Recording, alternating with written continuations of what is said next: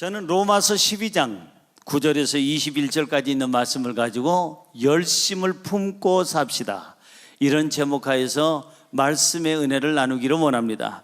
한번 따라 하실까요? 열심을 품고 삽시다. 열심을 품고 삽시다. 한마디로 열심히 삽시다, 그 말이에요. 나이가 먹은 증거가 뭡니까? 옛날 얘기 많이 합니다.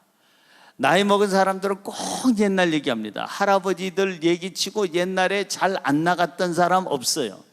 할머니들 얘기치고 옛날에 안 이뻤던 할머니 한 분도 없습니다. 할아버지 할머니들 옛날에 학교 다닐 때 공부 못한 할아버지 할머니 한 명도 없습니다. 옛날 사업 못한 사람 없고 직장에서 짱 아닌 사람 없습니다.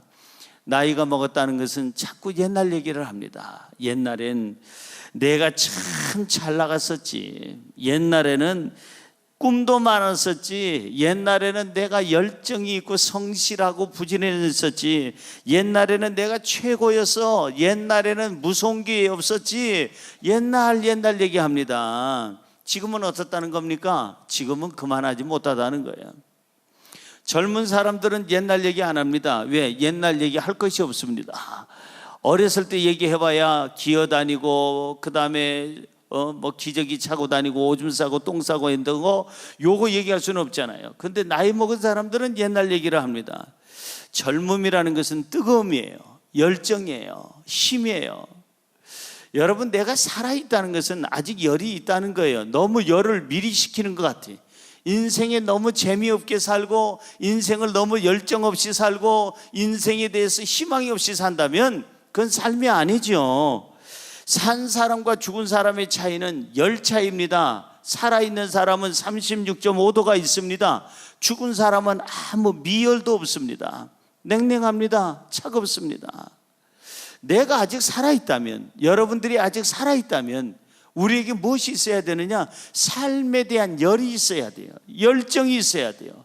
삶에 대한 에너지가 있어야 돼요. 그런데 내가 열심히 살고 싶은데 어떻게 해야 열심히 살 수 있을까? 오늘 본문 11절에도 너희가 열심을 품고 살아라, 이렇게 성경에 써 있어요. 열심을 품고 살아라. 그래서 오늘 설교 제목이 열심을 품고 삽시다, 열심히 삽시다, 그런 제목인데, 내가 어떻게 해야 삶의 에너지가 충전이 되고, 내가 어떻게 해야 삶의 의욕이 있을까? 열심히 살 수 있을까?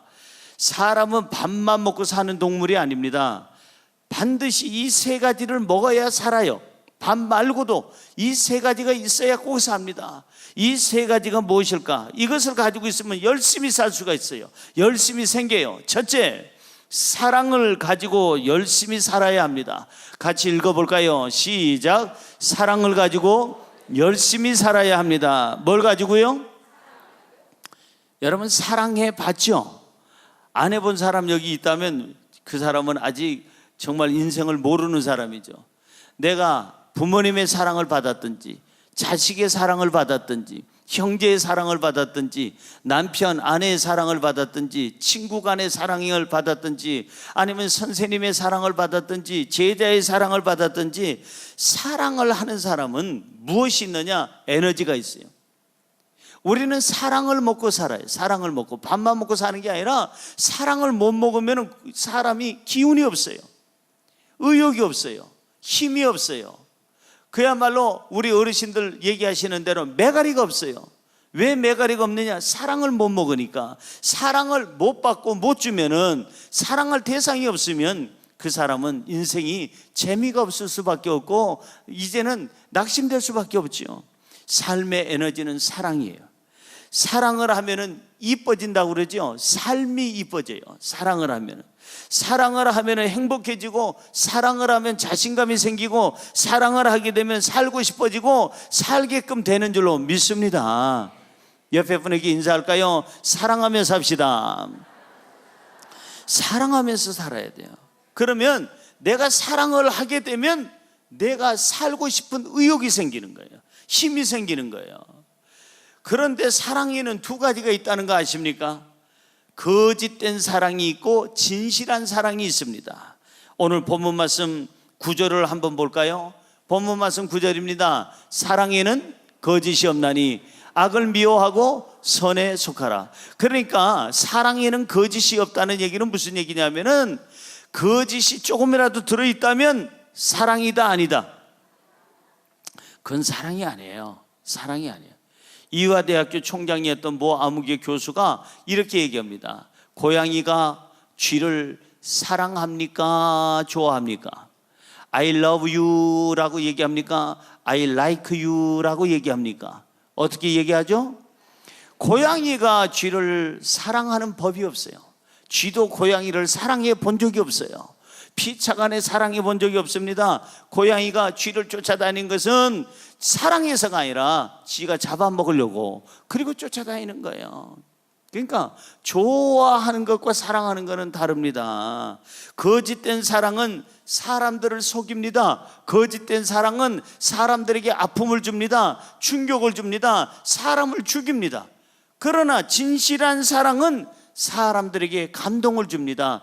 용기를 줍니다. 희망을 줍니다. 진실한 사랑을 하고 있는 한 서로에게 삶의 에너지가 충전이 되는 줄로 믿습니다. 사랑을 해보세요.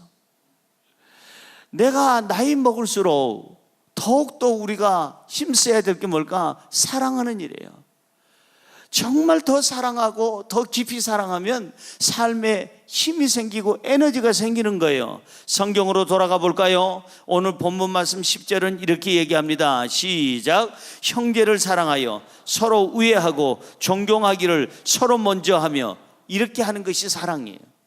형제를 사랑할 때 어떻게 사랑해요? 서로 우애하고, 그 다음에 뭐예요? 서로 어떻게 하라고요? 존경하며, 또 서로 먼저 하라는 거예요.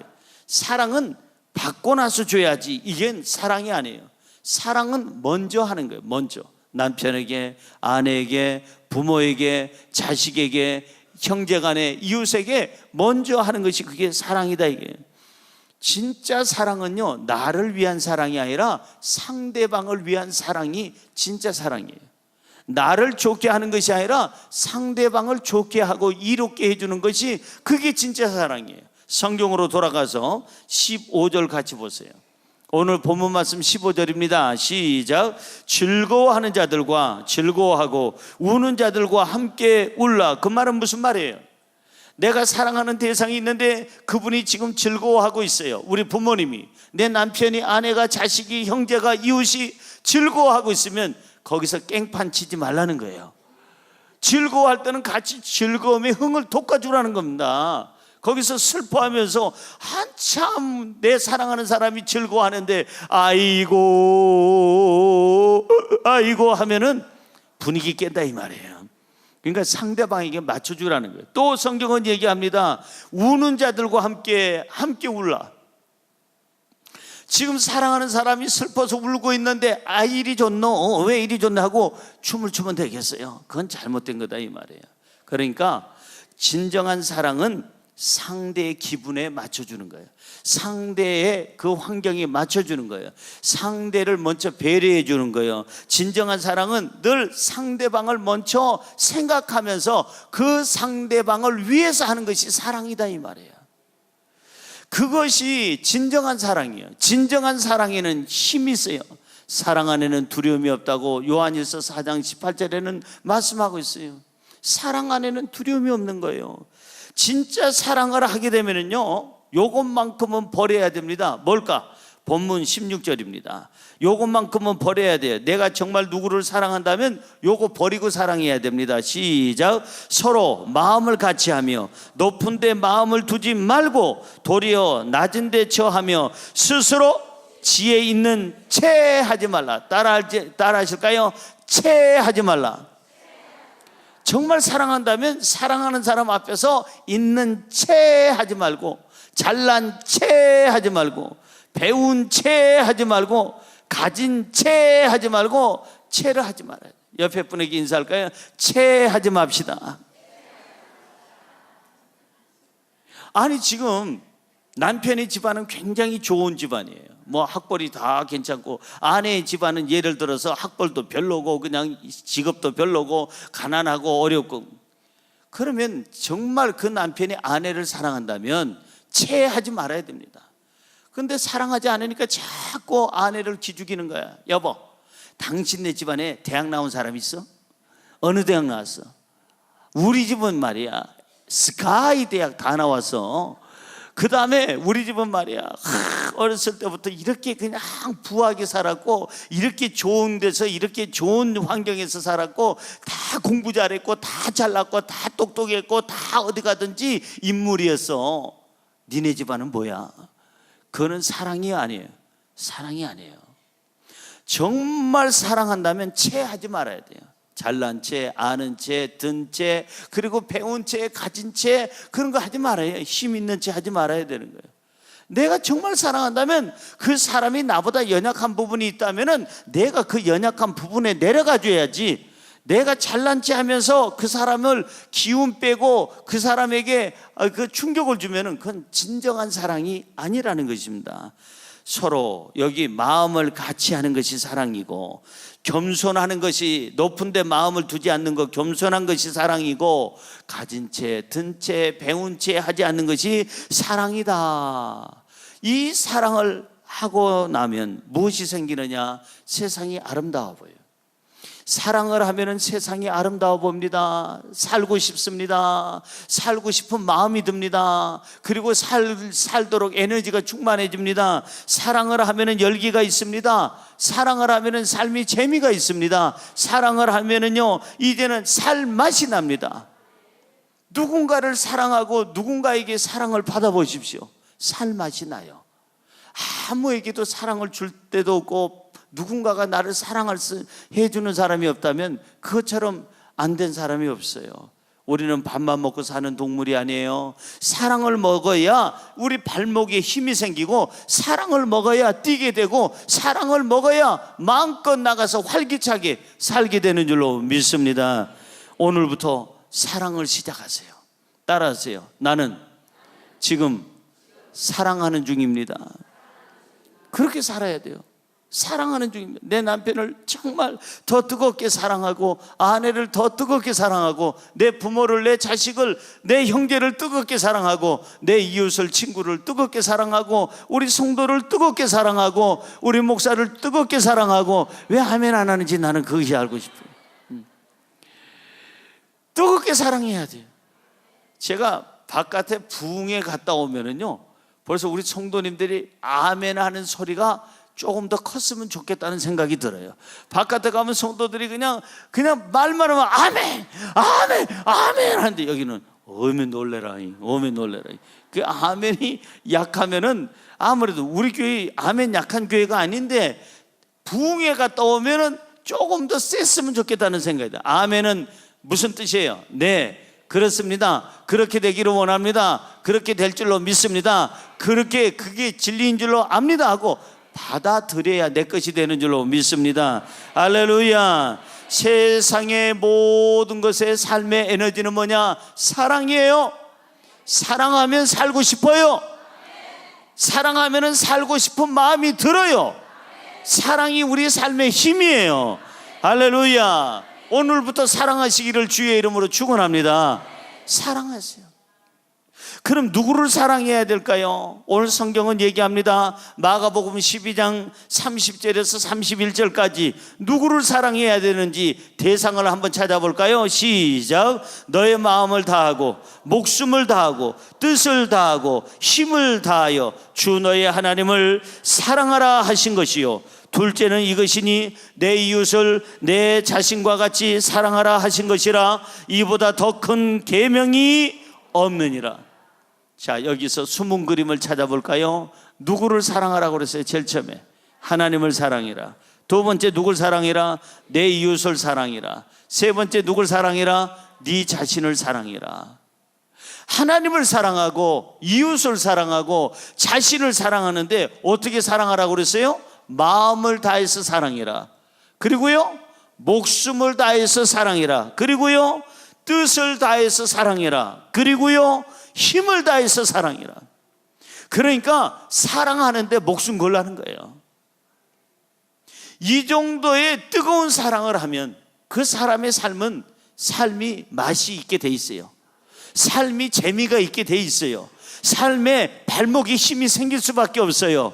삶에 에너지가 생기고 살고 싶은 생각이 충만하게 될 줄로 믿습니다. 사랑이 에너지요, 사랑이 생명력이요, 사랑이 곧 우리의 삶에 뛰게끔 하는 원동력이 되는 줄로 믿습니다. 두 번째로, 믿음을 가지고 열심히 살아야 합니다. 우리가 열심을 품고 살아야 되는데, 열심히 살아야 되는데, 우리 인생에 내가 열심히 살 수 있도록 도와주는 게 뭘까? 믿음. 따라할까요? 믿음을 가지고 열심히 삽시다. 아멘. 믿음을 가지고. 하나님과의 관계는 무슨 관계? 믿음의 관계. 그러면은 부모님과의 관계는 무슨 관계? 믿음의 관계. 부부간의 관계는 무슨 관계예요? 믿음의 관계예요. 믿음 깨지면, 신뢰함이 깨지면 부부도 깨져요. 부자 간에도 깨지고 형제 간에도 깨지고요, 친구 간에도 다 깨져요. 하나님과의 관계만 믿음의 관계가 아닌가? 사람들의 관계도 다 믿음의 관계예요. 믿음. 신뢰감이 안 가는 사람에게는 가족도 아니고 친구도 아니고 우정도 없어요. 거기는. 우리에게 필요한 게 지금 뭘까? 믿음이에요. 믿음. 이 믿음을 가지고 있으면, 믿음을 먹고 서로 신뢰하고 서로 신뢰를 받게 되면은 삶에 힘이 생기는 거예요. 살고 싶은 마음이 드는 거예요. 힘 있게 살게 되는 줄로 믿습니다. 그럼 믿음이란 뭘까요? 내가 믿음으로 산다, 피스토어, 맡긴다는 뜻인데, 믿음으로 산다는 말은 따라할까요? 하나님과 동행하는 것이다. 누구와 동행하는 거요? 하나님과 동행하는 거. 하나님과 함께 하루하루를 살아가는 거. 이게 바로 믿음의 삶이에요. 성경 창세기 6장 9절을 보겠습니다. 시작. 이것이 노아의 족본이라. 노아는 의인이요 당대의 완전한 자라. 그가 하나님과 동행하였으며. 그가 하나님과 뭐 했다고요? 동행했다는 거예요. 이게 바로 노아의 믿음이에요. 아브라함의 믿음은 뭐예요? 갈 바를 모르지만 하나님께서 가라 하시고 하나님께서 함께 하시니까, 동행해 주시니까 믿고 따라주는 거, 순종하는 거, 그게 바로 믿음이에요. 믿음은 하나님과 함께 사는 거, 하나님과 동행하는 거. 노아뿐만 아니라 여러분요, 이제 아브라함도, 이삭도, 야곱도, 요셉도, 그뿐만 아니라 저 모세도, 여호수아도, 아니 베드로도, 요한도, 안드레도, 모두 바울까지 다 믿음으로 살았어요. 믿음으로 사는 게 뭐예요? 하나님과 동행하는 거예요. 지금 우리는요, 믿음 생활해야 됩니다. 우리는 언제 갈지 몰라요. 가장 정말 저를 위해서 기도를 많이 해줬던 분 중에 한 분이고, 교회를 위해서 기도 많이 해준 우리 권민정 권사님이 어제 천국을 가셨어요. 그래서 오늘 아마 주일 예배가 있어서 그런지 가족들이 4일장을, 다른 데는 3일장인데 4일장, 내일이 입관 예배고 모레가 발인 예배인데, 조금만 더 사셨으면 하는 아쉬움이 좀 남기는 하지만, 하나님의 뜻을 누가 알 수가 있겠어요? 우리 인생 언제 갈지 아무도 몰라요. 그렇다면 살아있을 때 우리가 오늘 해야 될 게 사랑하는 일, 오늘 해야 될 게 믿음으로 사는 일, 하나님과의 관계뿐만 아니라 가족들 관계 속에서도 신뢰감, 믿음을 주는, 믿음을 받는 그런 관계를 우리는 유지해야 될 줄로 믿습니다. 할렐루야. 그래서 이 성경에 나오는 모든 사람, 믿음의 사람은 다 누구하고 동행했다? 하나님과 동행한 거예요. 하나님과 동행한 거예요. 하나님과 함께 동행하고 하나님과 함께 말을 하고 하나님이 원하는 삶을 사는 것이 바로, 이게 바로 믿음의 삶이에요. 믿음이란 뭐냐? 하나님 말씀대로 사는 것이다. 따라할까요? 믿음이란 하나님의 말씀대로 사는 것이다. 성경으로 돌아가 볼까요? 히브리서 11장 3절입니다. 히브리서 11장 3절.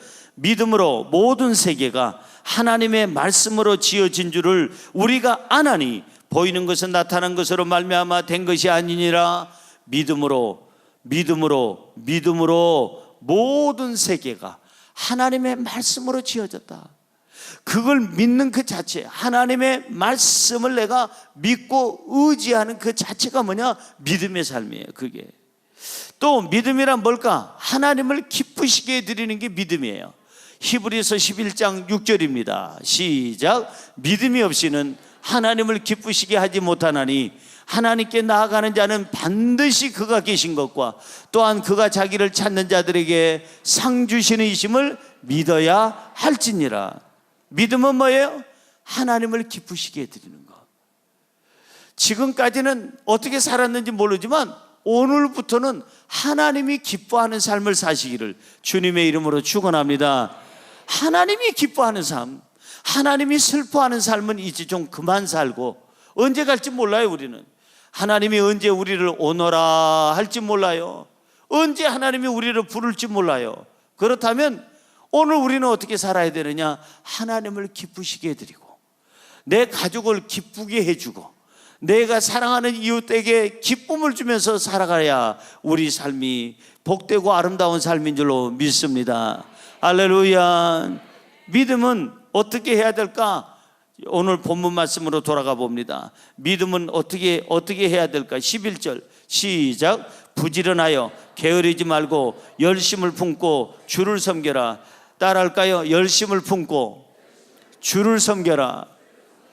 이제 열심을 품으라는 거예요. 부지런히 믿음 생활을 하라는 거예요. 게으르지 말라는 거예요. 열심을 품고 하나님이 기뻐하는 신앙생활을 하고 교회 생활을 하라고 성경은 말씀하고 있어요. 지금까지 여러분들이 주일날 한번 이렇게 딱 예배 드리는 것으로 믿음 생활 잘했다고 생각한다면 그거는 잘못된 생각이에요. 진짜 믿음은 하나님과 동행하는 거라고 그랬잖아요. 내 가정에서도 하나님을 찾아야 되는 거예요.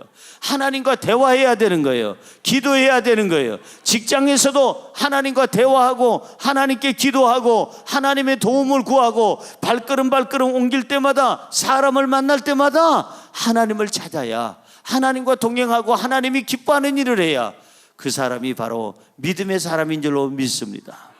할 수 있는 한 수요 예배, 금요 철야 예배는 열심히 나온다면 여러분의 믿음은 말할 것 없이 더 성장할 것이고 하나님이 더 기뻐하실 거예요. 예배를 좋아하고 교회를 좋아하고 하나님 만나기를 좋아하기를 주님의 이름으로 축원합니다. 오늘 성경으로 돌아가 봅니다. 본문 말씀 13절은 이렇게 얘기합니다. 성도들의 쓸 것을 공급하며 손 대접하기를 힘쓰라. 한 번 더 읽어볼까요? 성도들의 쓸 것을 공급하며 손 대접하기를 힘쓰라. 무슨 얘기입니까? 이제는 성도들을 섬기라는 거예요. 믿음의 삶이란 다른 사람의 신앙에 도움이 돼야 되는 거예요. 내가 그 사람의 신앙을 빼앗아도 안 되고 흔들리게 해서도 안 되고 시험 들게 해서도 안 되는 거예요. 다시 한번 제가 강조하지만 믿음 생활은 절대 믿는 자들에게 도움이 돼야지, 믿음을 깨뜨리거나 혼란스럽게 만들면 그거는 지극히 가장 악한 악을 저지르는 거예요. 그런 거로 여러분 교회 안에서 성도들에게 쓸 것을 공급하고 손 대접하기를 힘쓰라. 그분들에게 도움이 될 망정 상처는 주지 말자는 거예요. 말 함부로 하지 마세요. 함부로 하지 마세요. 우리 교회 표어가 뭐예요? 영원한 표어가 오직 사랑으로 해요. 예수 그리스도의 사랑으로 말 한마디도 따뜻하게 하세요. 상대방이 실수를 해도 좀 더 따뜻한 말로 위로해 주세요. 정말 다른 데서 위로를 못 받아도 교회에서는 위로받아야죠. 우리가 성도들에게 아픔을 주고 상처 주면 안 되는 거예요. 얼굴 표정도 절대 비웃거나 무시하는 표정이 아니라, 짜증난 표정이 아니라 항상 그분에게 밝고 아름다운 모습으로 대해준다면 우리 성도들의 신앙이 흔들리지 않게 될 줄로 믿습니다.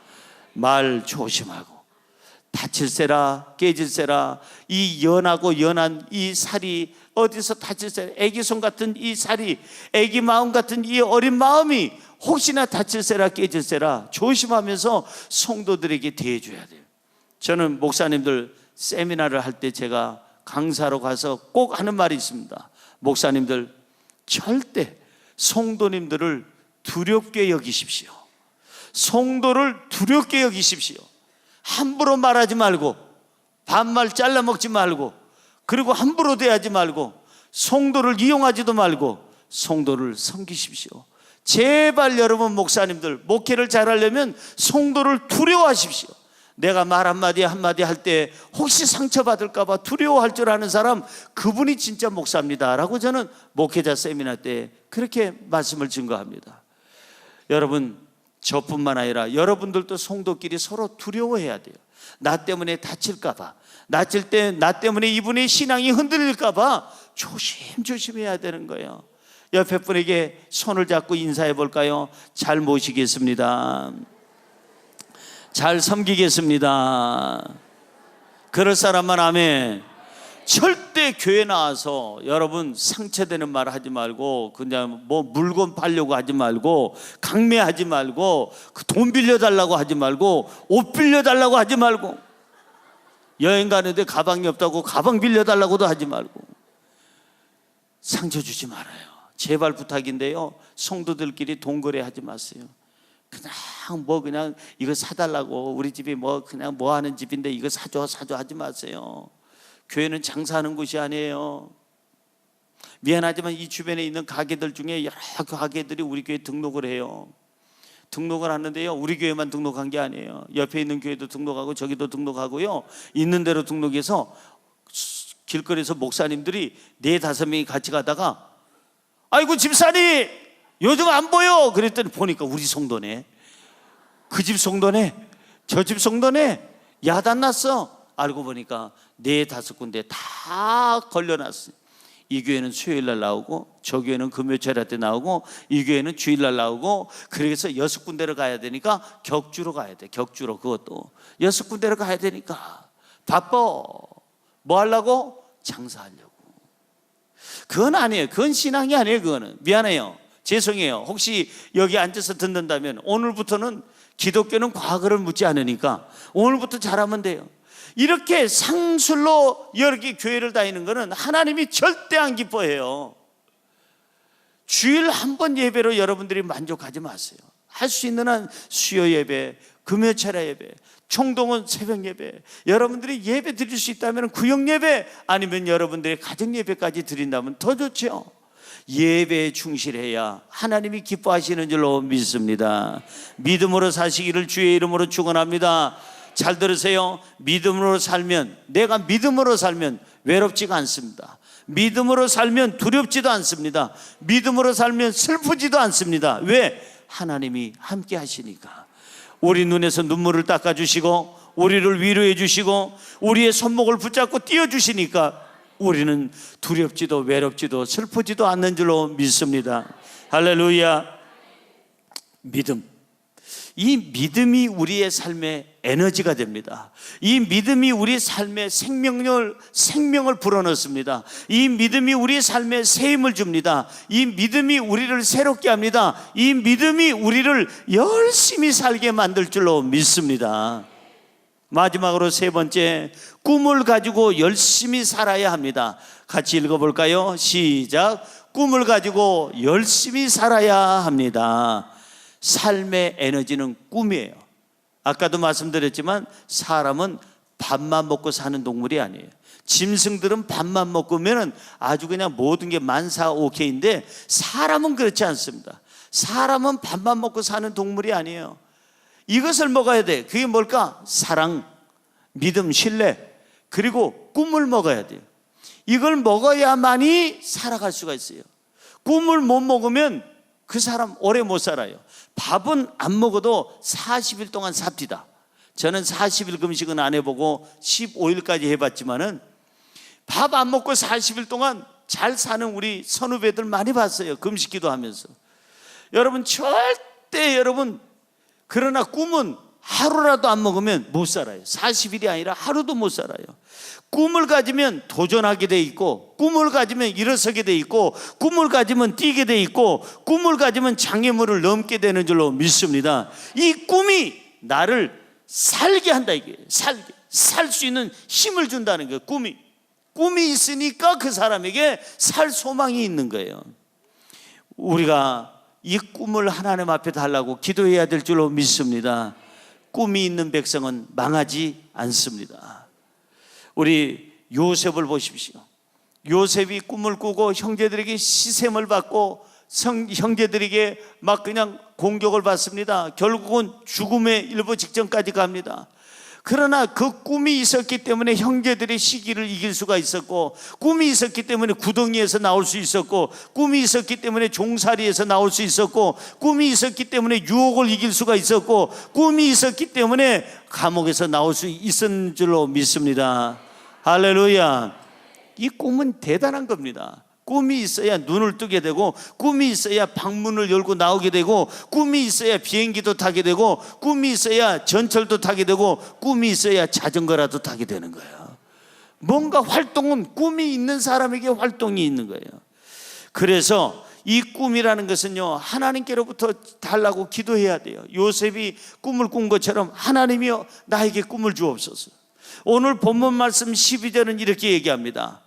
같이 읽어볼까요? 소망 중에 즐거워하며 환난 중에 참으며 기도에 항상 힘쓰라. 거기 뭐라고 써 있어요?